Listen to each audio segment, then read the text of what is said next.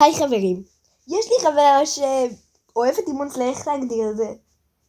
לא ראיתי. היא לא ראתה, אבל היא כן מכירה כמה דמויות.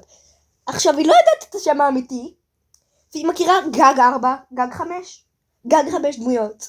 והיא המציאה להם שמות כי היא לא אוהבת את השמות האמיתיים שלהם. אז בואו כאילו, ניתן לה לראות דמויות חדשות, ואותו היא כבר מכירה. מי זה? אז זה עם הכתם.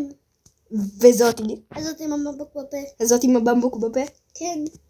וזה? בלונדינוביץ'. בלונדינוביץ'. והיא? אז זאתי מכוח פיג'יי. זאת לא היא?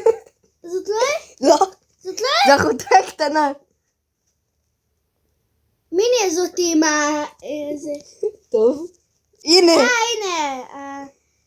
הנה. זאתי מכוח פיג'יי. זאתי מכוח פיג'יי. אש לילה מכוח פיג'יי. וזאתי? שוקולד דובאי. שוקולד דובאי. שוקולד פיסטוק. והוא? שטן. שטן. והוא? הבת החמוד! מי שלא יודע, זו הדמות אהובה עליה. היא קוראת לו הבת החמוד כי בלי המסכה הוא נראה כמו בת, והוא חמוד. והוא? זה לא...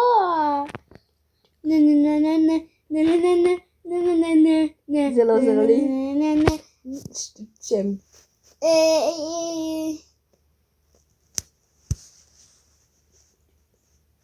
זה מייקל ג'קסון הזה. מייקל ג'קסון?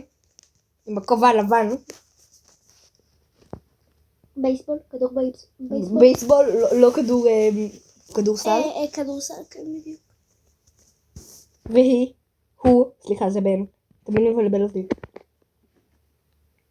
אדון דם. אדון דם. והוא? הומו שרירי. הומו שרירי. כן. והוא? זה הדמות אהובה עליי. גיי שרירי. גיי. והוא? הסיוטים שלי בלילות. הסיוטים שלך בלילות. והוא? חולה קורונה. יש לו מסכה. יש לו מסכה, חולה קורונה. בכיינוביץ'. בכיינוביץ'? כן.